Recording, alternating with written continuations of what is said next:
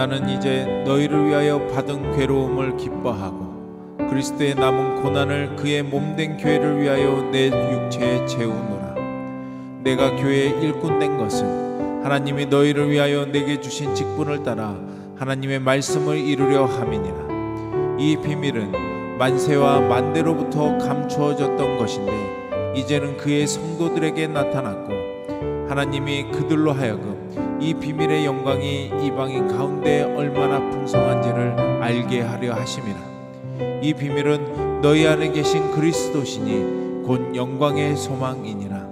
우리가 그를 전파하여 각 사람을 권하고 모든 지혜로 각 사람을 가르침은 각 사람을 그리스도 안에서 완전한 자로 세우려 함이니 이를 위하여 나도 내 속에서 능력으로 역사하시는 이의 역사를 따라 힘을 다하여 수고하노라. 그러므로 너희가 그리스도 예수를 주로 받았으니 그 안에서 행하되 그 안에 뿌리를 박으며 세움을 받아 교훈을 받은 대로 믿음에 굳게 서서 감사함을 넘치게 하라. 누가 철학과 헛된 속임수로 너희를 사로잡을까 주의하라. 이것은 사람의 전통과 세상의 초등학문을 따르며 그리스도를 따름이 아니니라.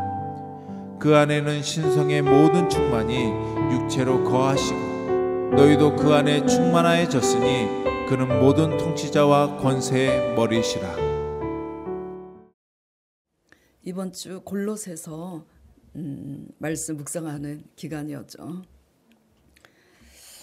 골로새서가 끝이 나고 이제 예레미야 말씀에 들어가는데 골로새서는 당시 거짓 교사들이 이단 사설로 분열되고 성도들이 서로 분열되고 혼돈하는 그런 상황이었습니다. 그렇기 때문에 이 소식을 듣고 사도 바울은 골로새 교인들에게 또 라오디게아 교인들을 향해서 바울이 참 신앙과 진리를 사수할 것을 지금 서신으로 권고하고 있는 겁니다. 왜 서신으로 지금 권면하고 있냐면 바울은 그 당시 옥중에 갇혀 있었기 때문이에요. 복음을 전하다가 억울하게 갇히게 됐지만 그것도 그 배후에 하나님의 뜻과 섭리가 있었습니다. 저는 골로새서 말씀을 묵상하는 이 한 주 동안에 가장 크게 마음에 와닿은 말씀이 1장 24절 말씀이고 2장 7절 말씀이었습니다. 자, 이 1장 24절 말씀 한번 볼까요? 나는 이제 너희를 위하여 받는 괴로움을 기뻐하고, 이 말씀을 딱 묵상하는데 제 가슴이 그냥 콱 정말 얻어맞은 것처럼 너무나 도전이 되고 이 말씀에서 더 이상 앞으로 나갈 수가 없었습니다. 우리는 어떻게 하든지 받는 괴로움을 뭐죠? 피하고 싶어 하잖아요. 더군다나 나 자신을 위한 것이 아니라 상대방을 위하여 받는 그 괴로움을 기뻐한다고 하니 마음에 울림이 되지 않을 수가 없습니다. 나는 이 단임 목회자로서 성도들로 인하여 받는 괴로움을 내가 얼마나 기뻐했는가. 내 양심에 나를 돌아보지 않을 수가 없었어요. 여러분들은 또 직분자로서 어떠한지 돌아보시기 바랍니다. 또 2장 말씀, 그리고 이제 이렇게 말씀을 묵상하는 가운데 2장 7절의 말씀이 또 마음에 큰 울림이 되는 거예요. 지금 사도 바울이 감옥에서 지금 문제 있는, 혼돈 가운데 있는 골로새 교인들에게, 라오디게아 교인들에게 지금 이렇게 당부를 하고 있습니다. 그 안에 뿌리를 박으며 세움을 받아 교훈을 받은 대로 믿음에 굳게 서서 무엇을 넘치게 하라고요? 감사함을 넘치게 하랍니다. 아니, 지금 사도 바울의 처지는 복음을 전하다가 감옥에 억울하게 갇혀있는 상황인데 오히려 자신의 처지에 대해서 하나님을 원망하고 불평할 수 있었잖아요. 그렇죠? 그런데 오히려 그 감옥 안에서 감옥 밖에 있는 성도들을 향해서 너 믿음에 굳게 서서 감사함을 넘치게 하라고 당부하니 이 믿음이 도전되지 않을 수가 없는 겁니다. 이 일이 어떻게 가능한 것일까? 그는 도대체 무엇에 미쳐 있길래 이게 되는 걸까? 생각해 보지 않을 수가 없어요. 이게 된다면 우리도 같이 이 일이 가능하고 사도 바울이 무엇에 미쳐 있길래 이게 가능한가를 연구하면서 우리가 같이 미쳐 있다면 이 혼탁한 세상 가운데서 이 수고하고 무거운 짐을 지고 살아가는 이 힘든 세상에 어떤 괴로운 문제가 있든지 우리는 그 괴로움에 갇히지 않고 그 문제 위에서 오히려 우리가 받는 이 괴로움을 우리는 기뻐하노라. 그리고 오히려 감사함으로 하나님께 예배드리게 될 줄 믿습니다. 그것은 어떻게 그 일이 가능하냐면 그것은 바로 바울이 뭐에 미쳐있기 때문이에요? 그리스도께 미쳐있기 때문입니다. 우리는요 솔직히 얘기해 보자고요. 이렇게 교회 주일 성수 지키기 위해서 이렇게 오고 수요 예배 드리고 그러지만 우리 내면이 하나님께 미쳐 있지 않으면 뭐에든지 미쳐 있어요. 자기 잘난 맛에 미쳐 있든지 욕심에 미쳐 있든지 우리가 하나님보다 더 사랑하는 것에 미쳐 있습니다. 그 미쳐 있는 크기가 각 사람마다 작든지 크든지의 문제일 뿐이지 우리는 뭐든지 미쳐서 살아요. 예. 게임 중독에 미쳐 있든지 음란함에 미쳐 있든지 욕심에 돈에 미쳐 있든지 자기 자식을 하나님보다 더 사랑해서 그냥 치우쳐서 미쳐 있든지 뭐에 미쳐 있을 수 있어요. 그런데 우리가 그리스도로 충만하게 되면은 근데 이 그리스도로 충만하게 된다는 말만큼 와닿지가 않아요. 믿습니다 하고 모이지만 왜? 그리스도께서 문제를 해결해 주시는 그 어떤 선물 그런 것들은 크게 와닿지만 그리스도 자신에게 우리가 미쳐 있읍시다 하면은 우리가 그렇게 솔직히 와닿지 않습니다. 왜냐하면 예전에 저도 그랬으니까. 근데 지금은 그렇지가 않아요. 그리스도 밖에는 아무것도 아니라는 것을 점점 하나님께서 깨닫게 하시기 때문이죠. 우리가 그리스도로 충만해질 때 그 안에 있는 그 능력으로 그리스도 안에 어떤 능력이 있나? 세상을 이기는 지혜와 보화와 능력이 그 안에 다 있습니다. 그래서 그 안에 있는 능력으로 그 모든 것을 이기기 때문에 사도 바울은 이같이 감옥에서도 너희로 인해서 받는 괴로움을 내가 기뻐한다. 오히려 감사하면서 감사를 당부하고 있는 겁니다. 우리도 이렇게 되기를 축원드립니다. 네. 자, 지금 아멘 하셨어요? 아멘 하셨으면요. 우리가 그리스도 안에서 뭐가 바뀌어야 되냐면 생각이 바뀌어야지 돼요. 생각이 바뀌면 뭐가 달라지죠? 행동. 생각이 바꿔지면 행동이 달라지는데 먼저 달라지는 게 뭐냐면 생각이 바뀌어지면 말이 달라져요. 하여튼 생각이 달라져야 됩니다. 그리스도 안에서. 다시 말해서 뭐냐면 지금 제가 강조하고 싶은 게 뭐냐면 사도 바울이 옥중에 있잖아요. 누구보다도 자신의 신세 타령을 할 수 있잖아요.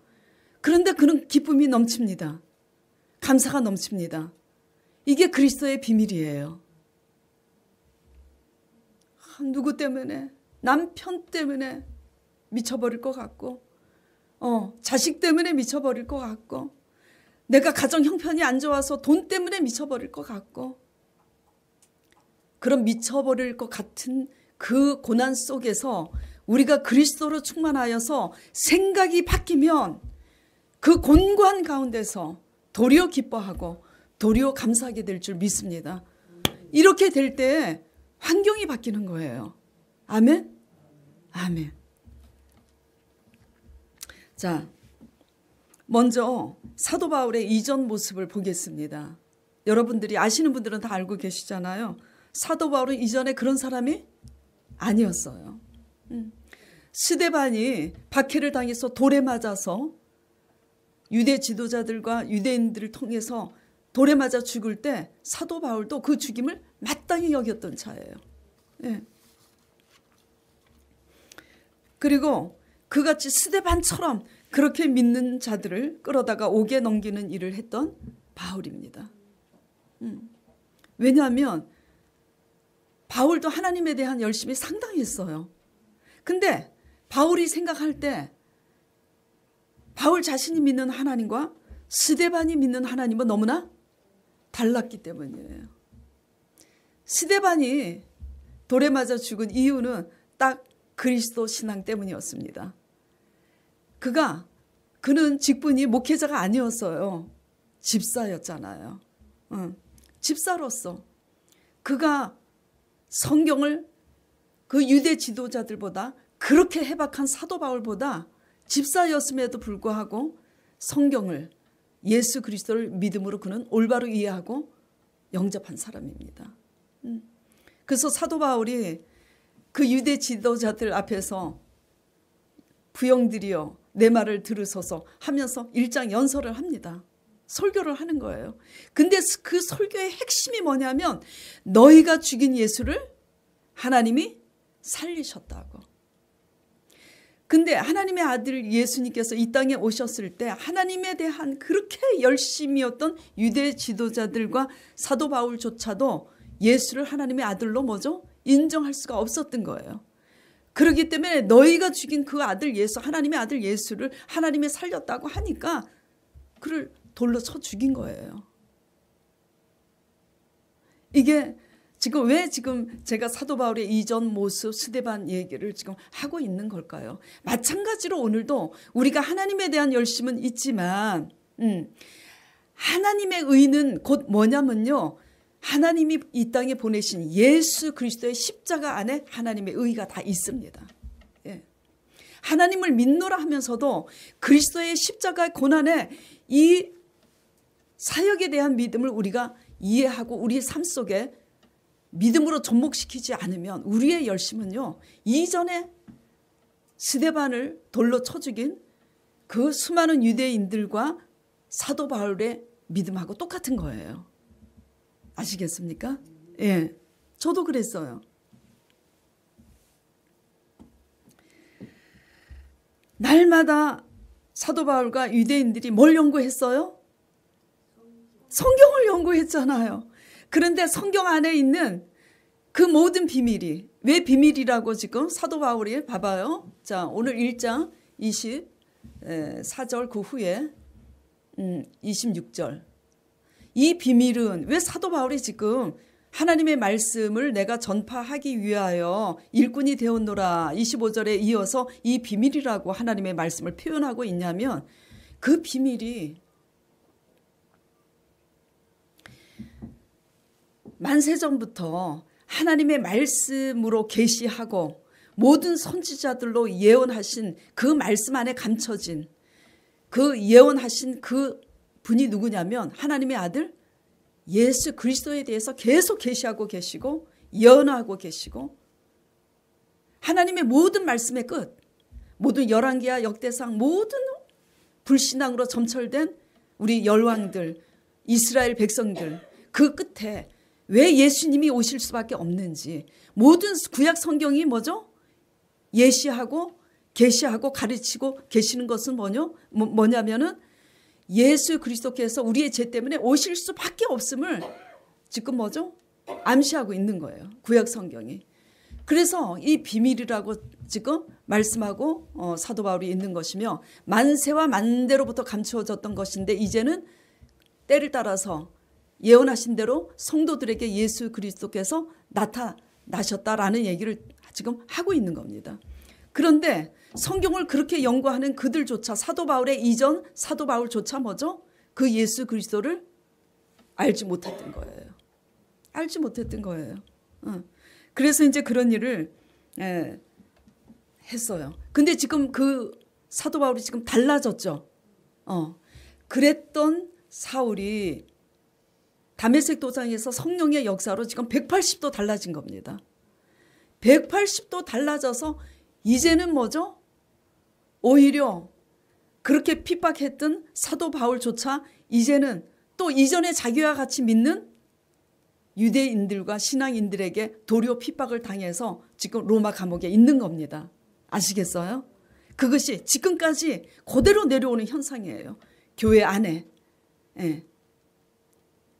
하나님에 대한 율법주의적인 신앙, 내가 무엇을 했네, 무엇을 지켰네, 그것이 믿음인 줄 아는 그 믿음, 그리고 진짜 예수 그리스도의 십자가의 그 의를 이해하는 믿음, 그 믿음과 이 믿음은 오늘날도 뭐죠? 서로 거스리고 대적하고 그럽니다.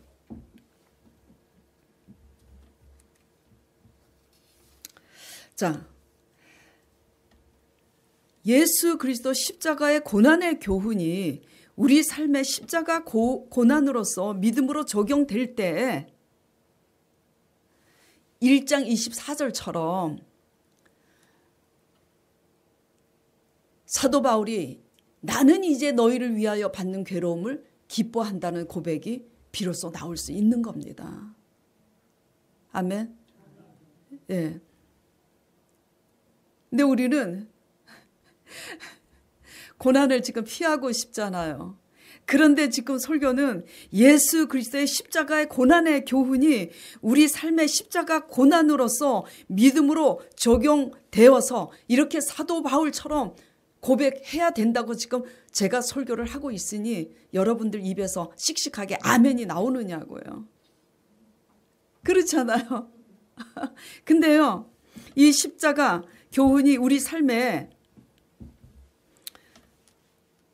적용되어야 한다는 이 말이 대부분 성도들에게는 관심의 대상이 아니기 때문에 지루할 수밖에 없어요. 또 무슨 소리인지 와닿지 않습니다. 우리 희은 자매님이 지금 씩씩하게 와닿지 않는다고 솔직하게 얘기한 거예요. 그러나 여러분들이 이 말씀이 여러분 마음속에 와닿든 와닿지 않든 간에 이것이 와닿을 때까지 하나님은, 죽을 때까지 하나님은 이걸 달굼질하고 훈련시켜요. 아시겠습니까? 권사 직분 받았는데도, 예, 집사 직분 받았는데도 아직까지 이것을 이해하지 못하고 신앙생활을 한다면 그것 때문에 결국 하나님은 우리를 쫓아다니면서 징계하시고 고난 주신다는 것을 우리는 이해해야 돼요. 예. 자, 그러면 먼저 여러분의 이해를 위해서 간증부터 제가 말씀을 드리도록 하겠습니다. 예. 간증을 드리고 나서 다시 본문 해설을 제가 드리겠어요. 예.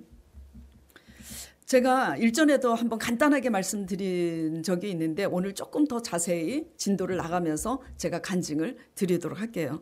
제가 교회를 개척하기 전에 제자 사역 때 너무너무 이기적이고 완악하고 그리고 비상식적인 성도들만 골라서 보내셔서 제가 왜 이런 사람들만 골라서 보내실까?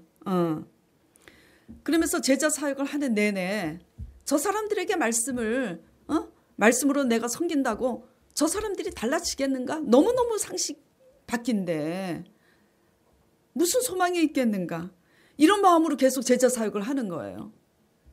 근데 내 양심상 내 마음 자세가 이건 하나님이 원하는 마음 자세가 아니라는 것쯤은 저도 알고 있는데 그분들이 너무 비상식적이니까 이게 뭐죠? 안 되는 거예요, 잘. 그래서 제가 하나님께 기도했다 그랬잖아요. 하나님 아버지, 너무너무 악하고 너무너무 이기적이고 너무너무 비상식적인데 그렇기 때문에 제가 제자 사역으로 저분들을 섬길 때마다 저분들이 하나님의 말씀을 배운다고 뭐가 달라질 것인가? 달라지지 않을 거야 라는 생각을 하고 있으니 주님 저를 용서해 달라고. 제발 제 마음이 하나님이 원하는 합당한 마음 자세로 달라질 수 있도록 저 좀 구원해 달라고, 제 영혼을 구원해 달라고 진짜 진심으로 진지하게 간절히 기도를 했습니다. 그랬더니 성령님께서 이렇게 말씀을 하시는 거예요. 저들이 소망이 없으니 너가 소망이 되어주고 저들이 상식이 없으니 너가 상식이 되어주라고 말씀드렸었죠. 여기까지만 말씀드렸어요, 제가. 그 성령님께서 하시는 말씀 앞에서 저는 저 자신 때문에 깜짝 놀랐어요. 네. 왜냐하면 저들에게 무슨 소망이 있겠는가 할 때까지는 나 자신에 대해서 안 놀랐어요. 왜냐하면 저들보다 낫다고 생각했기 때문에. 근데 비로소 엎드려서 기도했을 때 성령님께서 제게 주시는 말씀에 의해서 저 자신을 보게 되었습니다. 깜짝 놀랐어요. 깜짝 놀라면서 제가 뭘 깨달았냐면 내가 그들에게 소망의 본이 되지도 않고 있으면서 그들이 달라지기를 소망하는 이 어이없는 내 모습을 보게 된 겁니다. 이해하시겠어요? 예. 난 뭐지? 분명히 믿음이 있어서 믿음과 순종으로 온 과정이 있었잖아요. 믿음과 순종으로 저 건물을 지었잖아요. 그런 믿음의 오진이가 믿음 없는 사람처럼 어머 내 모습이 이런 모습이었던가? 저 자신에 대해서 깜짝 놀란 겁니다. 저들에게 소망이 되어주기는커녕 상식이 없는 저들에게 상식이 되어주기는커녕 내 기준에서 속으로 무시하고 정죄하는 내 모습은 절대로 그들을 세울 수 없는 전도자의 모습이라는 것을 깨닫게 되었습니다. 네. 순간 크게 깨달은 게 뭐냐면 내 앞에서 내가 비난하고 소망이 없다고 상식이 없다고 생각하는 그 사람들 앞에서 내 의의를 내려놓지 않는 이상은 절대 하나님의 의의를 세울 수가 없구나. 이 의의를 남편 앞에서 내려놓지 않는 이상은 내 남편을 세울 수가 없고 내 자식 앞에서 내 의의를 내려놓지 않는 이상은 내 자식을 세울 수가 없고 예. 성도들을 섬길 때 관계 속에서 친구들과의 관계든 일터에서 관계든 교회 안에서 성도들과의 관계든 내가 더 잘났다는 내 의의를 내려놓지 않는 이상은 절대로 뭐죠? 하나님의 의의를 이룰 수가 없다는 이 중요한 사실을 깨닫게 되었습니다. 내 의의를 내려놓고 내가 그들의 소망이 되기까지 그럼 어떻게 해야 되냐? 하나님이 그렇게 형편없는 저에게 너가 소망이 되어주라고 하셨잖아요. 그쵸? 제가 깨달은 거예요. 내가 소망이 되어주고 있지 못하고 비난하고 정죄하고 무시하고 있는데 그런 형편없는 저에게 너가 소망이 되어주라고 너가 상식이 되어주라고 왜 이렇게 말씀하신 걸까? 깨달은 겁니다. 내 의를 내려놓고 내가 그들의 소망이 되기까지는 바로 나의 죄를 대속하시고 그들의 죄 상식이 없고 이기적이고 완악한 그들의 죄조차도 예수 그리스도의 십자가로 다 도말하신 그 십자가 사랑 밑에 그 십자가 언약의 사랑 밑에 나아가서 대신 회개하고 그들을 위해서 중보해야 된다는 사실을 깨닫게 되었습니다. 아멘. 예. 여러분 누구 때문에 힘드신가요? 여러분의 남편 때문에? 여러분의 자녀들 때문에? 또 이렇게 관계를 맺고 있는 성도들 간의 교제 속에서 상처 주는 사람들 때문에 고민하고 계세요? 그럴 때마다 우리 자신을 돌아보시길 바랍니다. 예. 그러면서 제가 그날 정말 깨달은 게 뭐냐면 그들을 향한 소망의 근거가 하나님이 아니었구나. 하나님을 향한 믿음과 순종으로 제가 저 건물을 지을 수 있었음에도 불구하고 그들이 달라지기를 소망하는 그 소망이 뭐죠? 그 소망의 근거가 하나님께 있지 아니하고 나 자신에게 있다는 것을 알았어요. 이게 무슨 말씀인지 알아들으세요? 예? 이거 알아들으셔야지 됩니다. 굉장히 중요한 거예요. 그러니까 이 말이 뭐냐면 하나님께 그들이 달라지길 원하는 그 소망의 근거가 하나님께 있는 게 아니라 우리 자신에게 있는 거예요. 나는 그렇게 하지 않았는데 나는 너처럼 하지 않는데 그리고 이제 또 계산을 하는 거야. 본능적으로 내가 이렇게 해주고 이렇게 말씀을 잘 가르치고 설교도 잘하고 제자 사역도 잘하고 맛있는 것도 사주고 뭐 예를 들면 이렇게 관심을 기울이면 저들이 달라지겠지 뭐 하는 거 그런 거잖아요. 예. 내가 우리 남편에 대해서 내 자녀에 대해서 이렇게까지 잔소리를 하고 내가 이렇게까지 참아주고 내가 이렇게까지 했는데 이들이 이제 달라지겠지 이런 거잖아요. 그 소망의 근거가 어디에 있는 거죠? 하나님께 있는 게 아니라 내 기준인 겁니다. 내가 이렇게 했기 때문에, 내가 얼마나 참았고, 내가 참으면서도 내가 이렇게까지 내가 섬기고 그랬는데, 근데 안 달라지니까 약 올라요? 안 약 올라요? 약 오르잖아요. 오늘 저기 조 집사님이 대표기도 할 때 약 오른 거 대표기도 했어요. 예. 약 올라요. 그게 소망의 근거가 온전히 하나님께 있지 않기 때문에 우리는 날마다 약이 오르는 겁니다. 예. 자, 그런데 그래서 제가 소망의 근거가 하나님이 아니었구나라는 것을 깨달으면서 제 자신의 의에 있음을 깨닫고 내 의를 내려놓고 하나님의 의인 예수 그리스도 십자가 밑에 나가서 그들을 위해서 대신 회개하고, 그리고 그냥 그들이 어떻게 하든지 내 의를 내려놓는 훈련이 될 때마다 그들이 어떻게 하든지 상관이 없어지게 되더라고요. 예? 예. 내 선한 의의 기준을 두면 그들이 달라지지 않으면 못 견딥니다. 알아들으세요? 못 견뎌요. 하나님은요, 이거를 깨트리려고 우리에게 고난을 주시는 거예요. 못 견뎌요.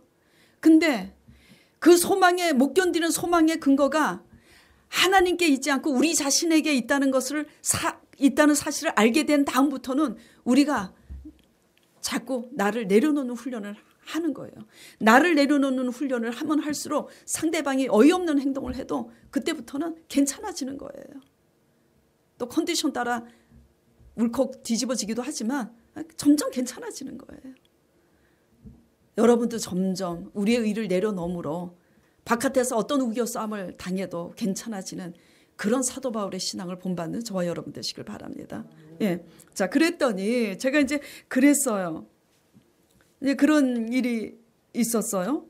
그런데 이번 주 골로새서 큐티를 묵상하는 주간에 오늘 대표기도 하는 조 집사님하고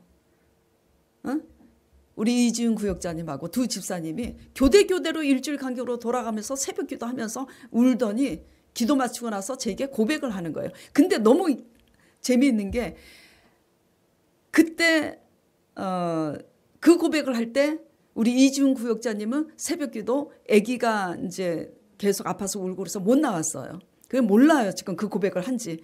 그랬는데 또 그 다음에 그 이지은 구역자님이 새벽 기도하다가 울면서 제게 목사님 제가 오늘 깨달았다고 울면서 고백하는 게 조 집사님하고 고백한 게 하고 똑같아. 짠 것처럼. 그 고백이 뭐냐면 제가 그래서 동일한 성경 안에서 똑같은 거를 우리가 다 깨닫고 있기 때문에 제 간증을 먼저 드린 겁니다. 똑같기 때문에 일단 이지훈 고객자님의 간증을 대표로 할게요. 이게 무슨 얘기냐면 목사님 계속 울어. 그러고 나더니 목사님 제가 전도가 안 돼갖고 약이 올랐는데 마음이 상하고 약이 올랐는데 왜 전도가 안 되는지 알았다는 거예요. 그래서 왜? 그랬더니 전도하느라고 나름대로 얼마나 잘했겠어요. 그렇죠? 예. 모두 사주고 대접하고 그 자기의 모든 그 사람의 힘든 사정도 다 들어주고 남의 얘기를요 그렇게 들어주는 거 결코 쉬운 일이 아닙니다. 그래갖고 인내로서 그렇게 들어주고 그럴 때는 교회에 나올 것처럼 그러는데 한 번도 아니고 두 번도 아니고 세 번도 아니고 계속 안 나와.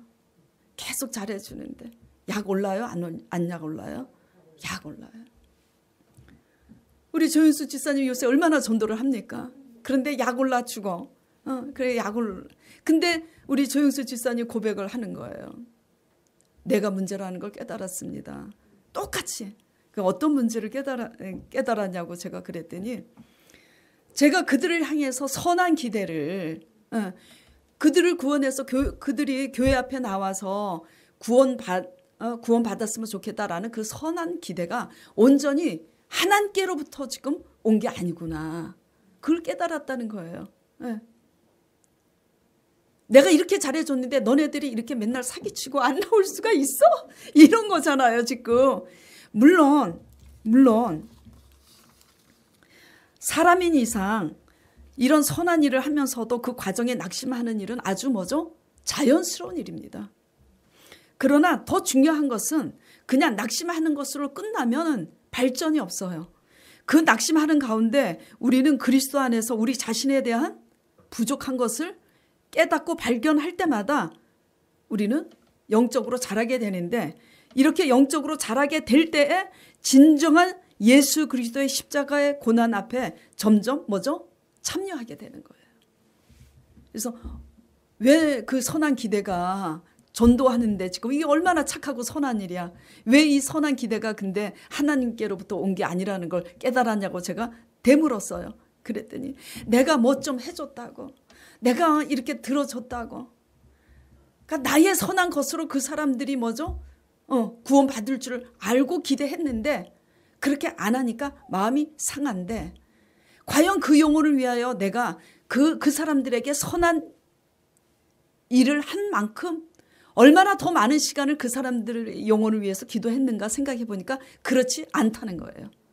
그만큼 전하고 그 사람의 얘기를 들어줬으면 그것과 비례해서 그 사람의 영혼을 위해서 기도해야 되는 거예요? 안 해야 되는 거예요? 해야 되는 건데 기도하지 않았다라는 거죠. 그러면서 내가 이렇게 했기 때문에 그들이 교회 와줄 거라고 생각하고, 내가 이렇게 해줬는데 이들이 약오르게 온다고 말하고 오지 않는 이 무성의한 이런 것에 낙심하는 이것이 오직 그 선한 기대의 근거가 하나님께로부터 오지 않았다는 것을 회개하면서, 이런 와중에 전도가 돼서 여러 명이 오면 큰일 나겠다는 거를 고백을 하는 거예요. 왜 또 큰일 날 것까지 있겠는가? 제가 또 질문을 하면, 자기 하나님께 근거를 두지 않고 그 선한 기대를 자기한테 둔 이상은 전도해서 올 때 무슨 자랑을 하겠어요? 나는 이렇게 전도를 했는데 너네들은 왜 못하냐? 이제 이렇게 되는 거 아니에요. 그렇게 되더라도 하나님은 전도가 되는 것을 기뻐하시죠. 예. 그러나 더 중요한 것은 뭐냐면 우리 자신의 영혼 구원이고, 나아가서 남을 올바로 세울 줄 아는, 이 합력해서 선을 이루는 온전한 이 전도 사역이 중요한 거 아니겠습니까? 예. 근데 제가 왜 이 간증을 드리냐면, 이러한 이 원리가 가족 관계에서 우리가 모든 관계하는 모든 사람들 관계에서 그대로 적용이 돼서 우리의 부족한 것을 깨달을 때, 이게 뭐냐면 마태복음 6장 33절에, 자 같이 읽어보겠습니다. 그런즉 너희는 먼저 그의 나라와 그의 의를 구하라. 그리하면 이 모든 것을 너희에게 더하시리라. 이게 뭐냐면 하나님의 나라와 그의 의입니다. 다시 설명을 해드릴게요. 약이 오르잖아, 선을 기도했는데. 그러면 이게 전도의 문제니까 그렇지, 친구들과의 문제고 가족과의 문제라고 적용을 해보면 이렇게 되는 겁니다. 내가 행한 그 선을 기준으로 인해서 상대방을 뭐죠? 비난하게 돼요. 예.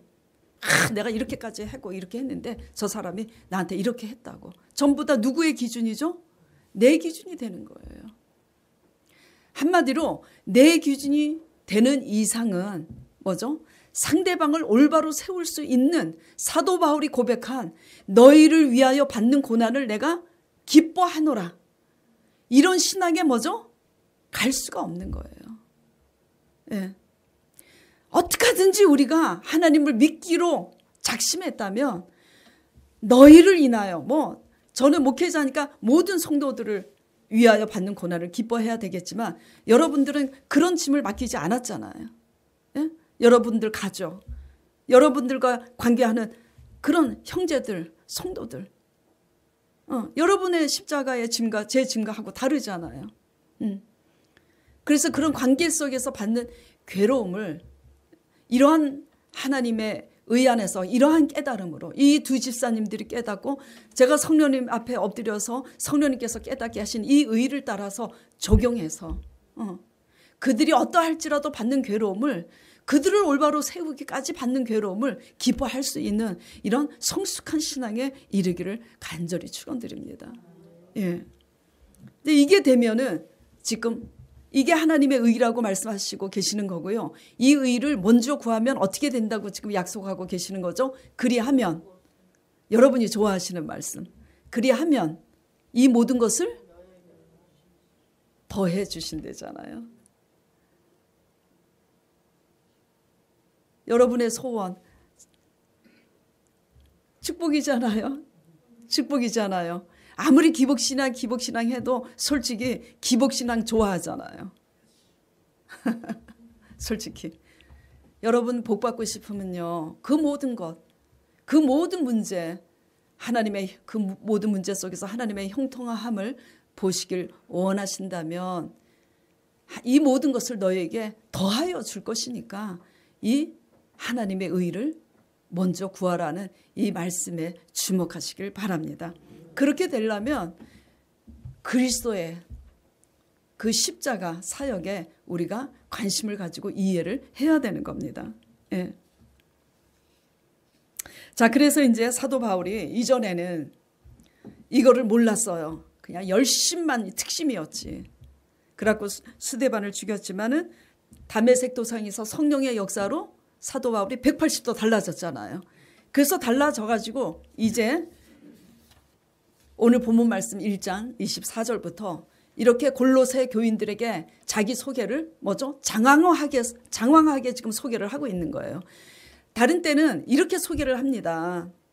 나 하나님의 부르심으로 사도된 바울은, 이렇게 간단하게 소개를 항상 해왔었는데 지금 이단 사설에 현혹되어서 시끄러운 이 골로새 교회, 라오디게아 교회를 향해서 지금 사도 바울이 1장 24절에서 29절까지 이렇게 굉장히 여러분들이나 저나 이 말씀이 너무나 어렵잖아요. 와닿지 않잖아요. 그런데 왜 이렇게 장황하게 소개를 하고 있냐면, 나는 이제 너희를 위하여 받는 괴로움을 기뻐하고 그리스도의 남은 고난을 내가 교회를 위하여 내 육체에 채우노라. 이제는 내가 예수 그리스도의 십자가의 그 고난 사역을 이해하지 못했지만, 그래 이해하지 못해서 대적했잖아요. 대적했지만 이제는 다메섹 도상에서 성령의 역사로 말미암아 내가 이제 예수 그리스도를 알았기 때문에 이제 그리스도의 남은 그 고난, 예수 그리스도의 십자가 고난의 그 본을 받아서 나도 교회를 위해서 그 고난에 동참하고 있다라는 얘기를 지금 하고 있는 겁니다. 그래서 25절에 내가 교회의 일꾼 된 것은 하나님이 너희를 위하여 내게 주신 직분을 따라 하나님의 말씀을 이루려 함이니, 한마디로 뭐죠? 직분된 거는 하나님의 말씀을 전하려고 직분되었다고. 예.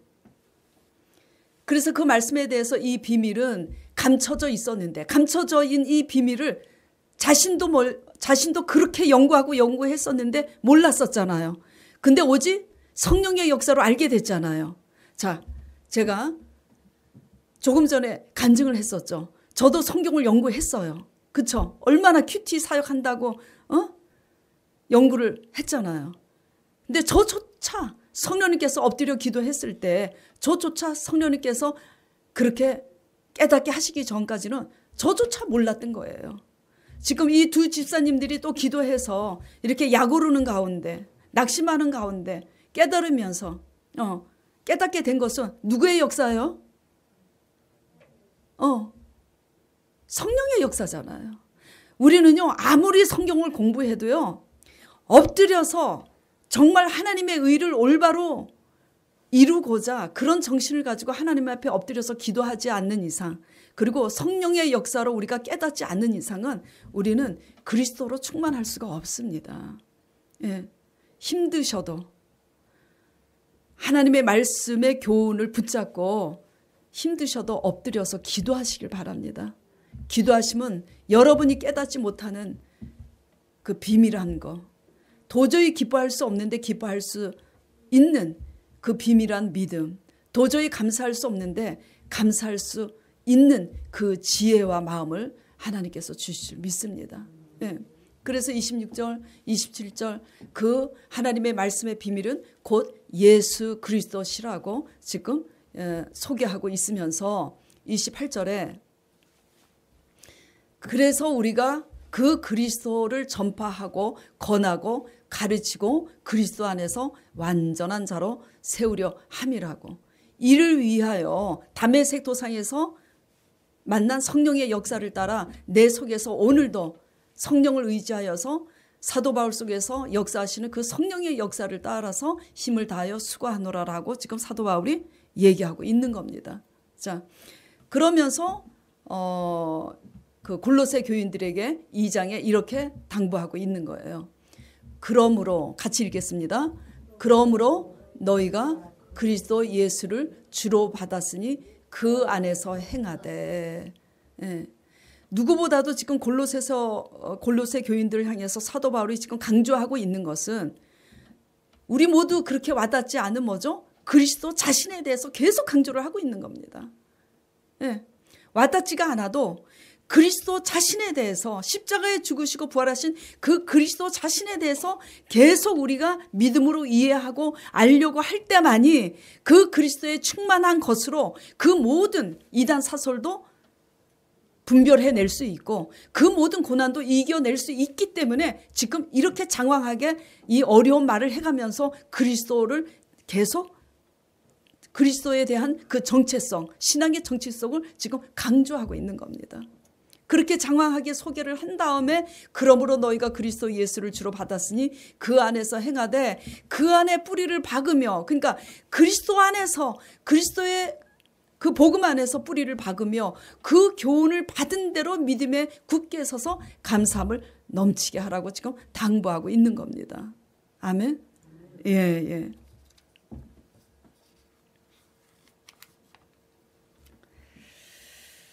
그래서 제가 이제 간증을 드렸잖아요.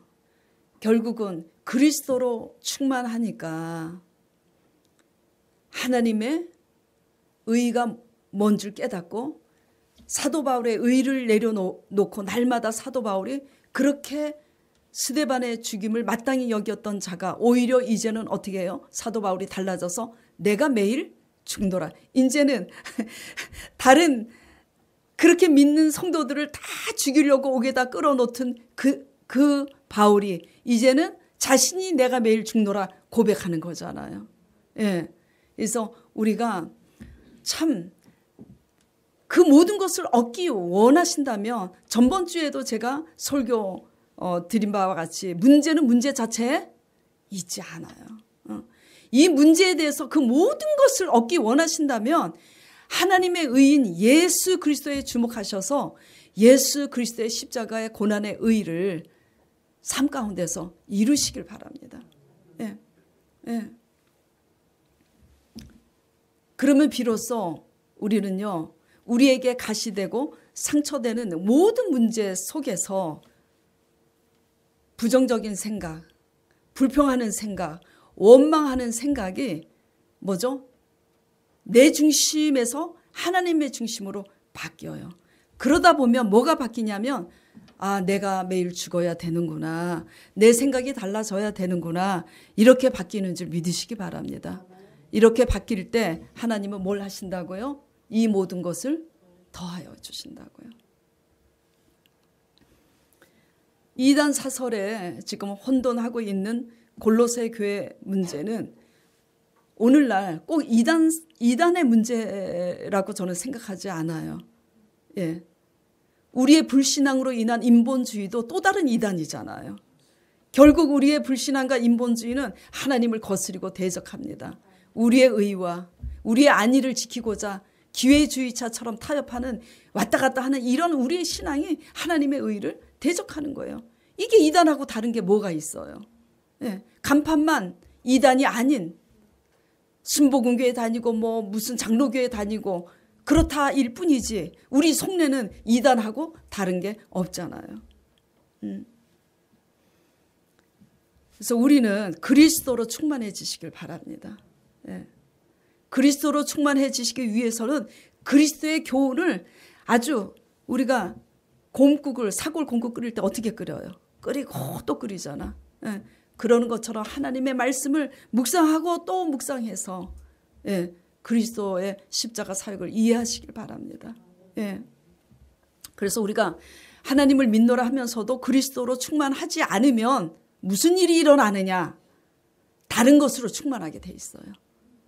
두려움으로 충만하게 돼 있고 염려로 충만하게 돼 있고 또 원치 않게 이 세상에 발을 딛고 있으니까 이 세상 사람들은 너무 정말 부럽게 살잖아요. 응? 여행도 오만천지 다 다니고 의리비까하게. 그러니까 그리스도로 충만해지지 않으면 우리 마음이 욕심으로 비교하면서 욕심으로 충만하게 돼요. 그리고 그리스도로 충만하지 않으면 하나님보다 더 사랑하는 것으로 우상이 우리 안에 자리해죠. 이번에 새벽 기도 때 기도를 하다가 문득 크게 와닿는 게 이 말씀과 함께 그리스도로 충만하지 않으면 우리는 우상으로 충만하게 돼 있구나.